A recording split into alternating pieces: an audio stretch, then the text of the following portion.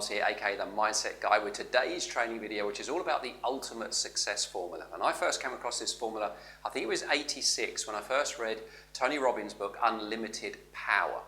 And this formula is both a description and a prescription for success. In other words, anytime you've achieved an aim or ambition or a goal in your life, you probably follow this 4-step formula.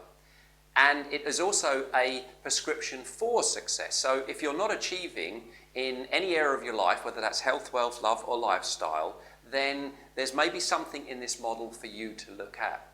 Now, before I jump into the model, I think it's fair to say that often we look at successful people, people that we aspire to, and it doesn't matter what part of our life that is. It might be in our careers, it might be in sport, it might be in our personal lives.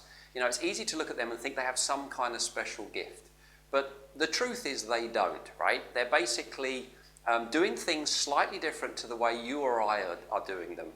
And success leaves clues. When you know where to look, you can utilize those clues and use those clues yourself. And that's really what this model is about. Success leaves clues.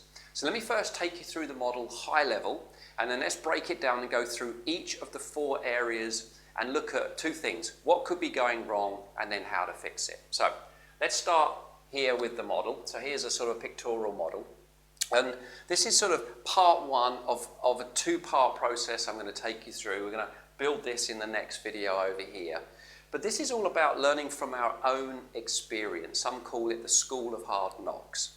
And it all starts with being clear on and having a desired outcome or a goal or an objective. So that's the first thing.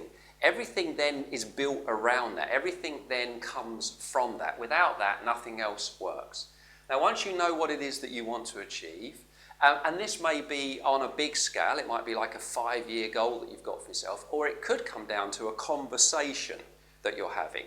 So right now, the conversation I'm having with you, I'm clear as to what I want to achieve by the end of it. So it could be very specific and very now, or it could be, you know, global and over a long period of time. So once we know what it is that we want, the second thing to do is then to take action to move towards it. And this is all about taking the type of actions that we believe are going to get us to the goal. Now, in other videos that I've put together, I think it's obvious to say that very rarely do we take the action and achieve the goal unless it's to do with a communication. Anything long term means that we could take the wrong actions, for instance. And so the next thing we need to do is we need to notice. We need to have sensory acuity to see whether or not what we're doing is working or not working. See, every action we take is either moving us towards what we want or it's moving us away from what we want. And we need to be clear on what that is. Then, once we notice if it's not working, the next thing we need to do is we need to have behavioral flexibility. We need to be able to change in order to take the next action, and away we go again. And as you can see, this keeps going round and round and round until eventually we hit the outcome that we're going for. And depending on how long that outcome is from moment of setting it to achieving it, we may go round and round and round an awful lot. You know, if it's a 5-year goal, you could go round and round and round this a lot, noticing, changing, taking action, noticing, changing, taking action, noticing, changing, taking action, until eventually. And if you have a look at anyone that's achieved anything that you aspire to achieve, they will have gone through this model. That's why it is a description of success and a prescription for success. Now let's have a look at each one of these 4 steps in more detail. Let's start with this one up here, desired outcome. Let's look at some of the things that could go wrong here, because without that you don't have the model, fundamentally, right? A man going nowhere usually ends up there. You know, a ship without the rudder will end up on the rocks. The big challenge that I see up here with the people that I work with is that they have these very sort of generalized, vague statements. I want to be successful, I want to be wealthy, or I want to make more money, I want love, for instance. And, you know, what does that mean? I mean, what does that mean? It's a bit like, I don't know, going in to buy a ticket to fly on an aeroplane somewhere, and you say to the person selling the tickets, and they say, what do you want? You say, oh, I want to go on holiday. Yeah, where do you want to go? I don't know, just holiday would be great.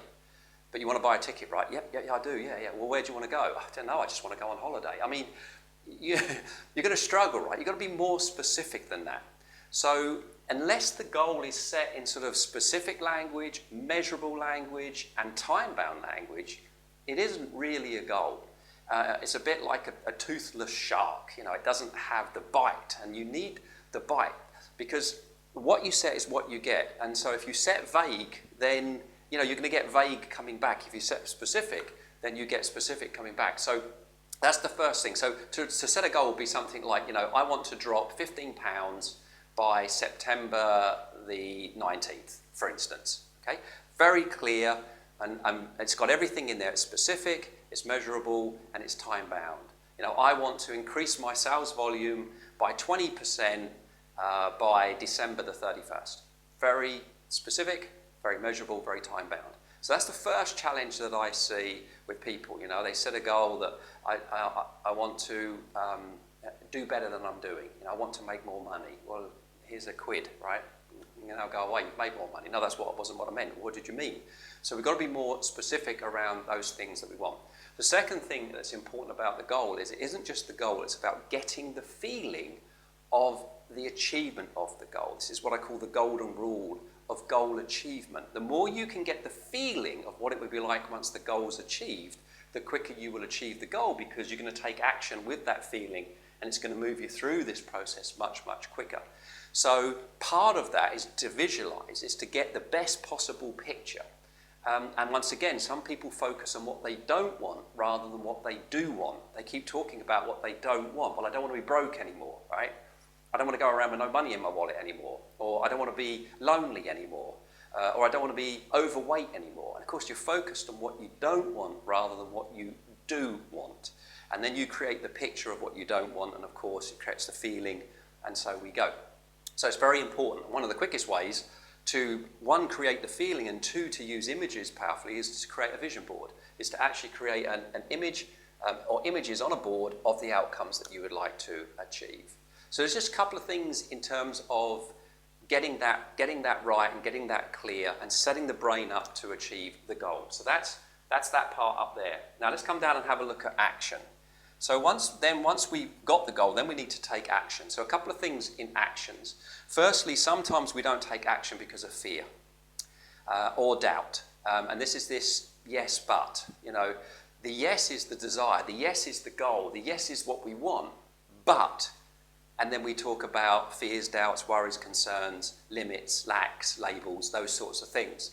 And of course, if the energy isn't strong enough with the goal, if the desire isn't strong enough, if the why behind the goal isn't strong enough, then the doubt wins, the fear wins, and ultimately we don't take action. Well then, that's just a dream. That's all that is. It's a wish. It's not really a goal. So to get ourselves to take action, we've got to overcome that fear. Sometimes, not always, but overcome the fear and take action and break through that. And one of the ways to do that is to, and I've talked about this in other videos, talk about the goal you want to achieve and use and then come up with all the reasons why you want to achieve it, all the reasons that it's going to change your life. Come up with those much more compelling in order to do that. You see, success is created twice. It's created first in the mental creation, and then it's created in the physical creation. So by taking action, we start that physical creation. We start to build the goal, if you like, a bit like building a house, right? So firstly is you decide what it is that you want and you create the blueprint of it, and then the builders come in and start building. We've got to start building, we've got to start taking action. So once we're taking action, then we need to notice. We need to notice, are my actions moving me closer or further away from what I want to achieve? We need to notice where maybe we're getting in the way of ourselves and still holding ourselves back, or the environment that we're in maybe, because it's possible you might notice that the people that you are socializing with aren't supporting you. And once again, I've talked in a video, it's so important that the power association, it's so important that you associate with people that are going to pull you up rather than pull you down. It's important that you socialize with people that are going to support you, and even more powerful that you socialize with people that are already getting the results that you want. So if you want to get yourself fit and healthy, you hang around fit and healthy people because they're already there and they know what it feels like to be there. They've experienced it firsthand.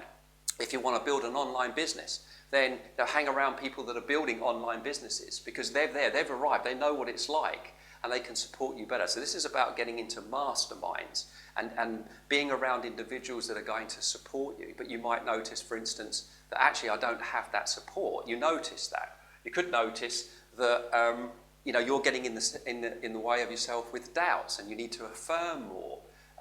The result that you get could be, you could notice that actually you label it failure. I've just failed. And of course, failure, no one likes to fail. Very few people like to fail. So what happens is then you go back and you regress back and you don't take action. So you might notice that actually I need to turn that failure into learning. What have I learned from this? What can I do from this?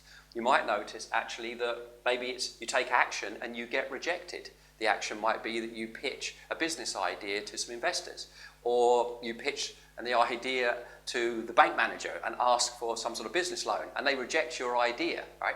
Could be that you're pitching your new book that you've just written to a publisher, and they reject you. So you notice that you get rejection. And once again, if you take it as rejection, then it's very easy to begin to decide, well, I'm not going to take any action. I don't like being rejected, and you drop back down here, and that's it. No more action to go towards that. So how you reframe that, and how you learn from that, and how you tweak what you're doing, you refine what you're doing. In Tony Robbins' book, he talks about Colonel Saunders, Kentucky Fried Chicken. Well, he was rejected 1,009 times when he went out trying to get his chicken sold in restaurants. 1,009 times. But you see, he didn't see it as rejection or failure. He kept refining what he was doing until eventually he got someone that went, yes, and now he's in business, right? From that moment, he's on business, and we know the story, the global phenomenon from then on in. So this is about noticing and using an analogy.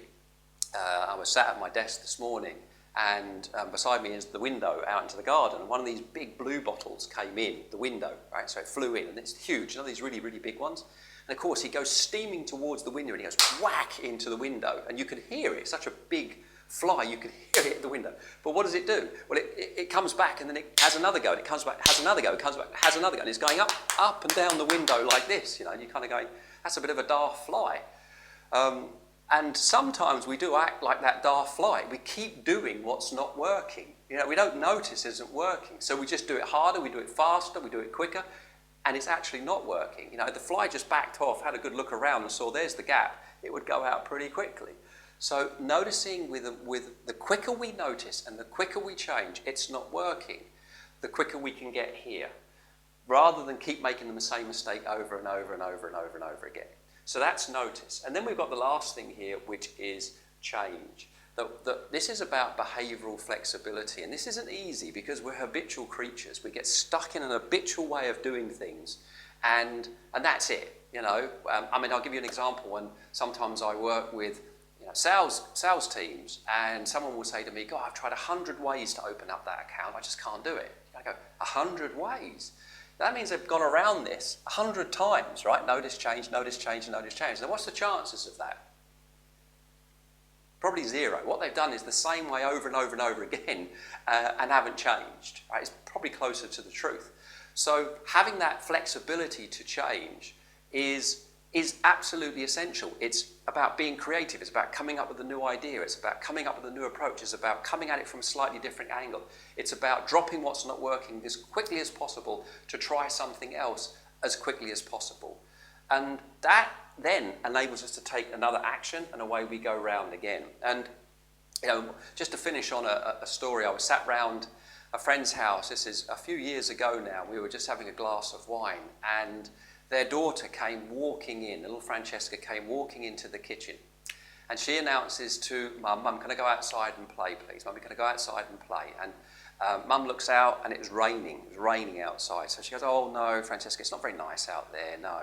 Now you can see, Francesca has announced what her outcome is. I want to go outside and play. She's very clear on that, right? She knows what it looks like, she knows what it feels like. It feels better than being in the house, for sure. She's taken action, and she's noticed, now that was not the answer I was looking for. Now, being a child, what does she do next? Well, she changes her approach, she takes another action. And who does she ask next? Her dad. Now, her dad was standing next to her mum, so she's now moved. She's gone, Mummy, can I go outside and play? No. Daddy, slightly different facial expression, slightly different tonality, right? Can I go outside and play? And Dad looks at Mum, and Mum gives him the expression of, don't you dare, right? So Dad goes, no, I'm sorry, Francesca, it's not very nice out there. No, I think you should stay in today. So she's noticed, now that was not the result I was looking for. So she changes her approach, she takes the next action, which is me, and I'm sat on the chair, so she comes wandering over to me, she grabs my hand, and she starts pulling me to the back door, right? And I'm kind of like, I'm so in awe of what I'm observing here. It's so fantastic. I just want to say, congratulate you, go for it. So, but Mum says, oh, for goodness, Francesca, I don't believe you. All right, go and get your coat, go and get your wellies, and then you go out. And you can see Francesca, yeah, all right, outcome achieved, brilliant. And Francesca's not been on any courses. She's not gone through any personal development. She's just following this prescription or description of success. That's all. And any time we follow this, we are guaranteed to get here so much quicker. So the whole idea of this video really is to give you this big meta model. It hangs over everything that I've done in terms of videos. Most of my videos link to this model here. I've got videos on desired outcome. I've got videos on how to take action. I've got videos on things you need to notice. Like maybe one of the things that you need to, when it stops you taking action, is you take excuses. You make up excuses, right? I've got a video on that. So you can have a look through and you can see how this all connects. It's the bit. So I want you to think about, what are you going for in your life right now, health, wealth, love and lifestyle? Where might you be going wrong? Where might you be holding yourself back? Is it to do with noticing? Is it to do with change? Is it because you're not taking consistent, deliberate and purposeful action? Is it because you've got something quite vague and generalistic and it's not specific, you've not got it down as smart, measurable and also time-bound? What is it for you? So I'm going to stop there. Next time I'm going to share this side over here. We're going to build another model over here that's going to connect with this. But for now, you've got something to think about. Please leave me some feedback. Let me know what you think. 1 didn't enjoy it, 10 really enjoyed it, or leave me a comment, even better. This is Colin Hiles, the Mindset Guy. I look forward to seeing you on the next video.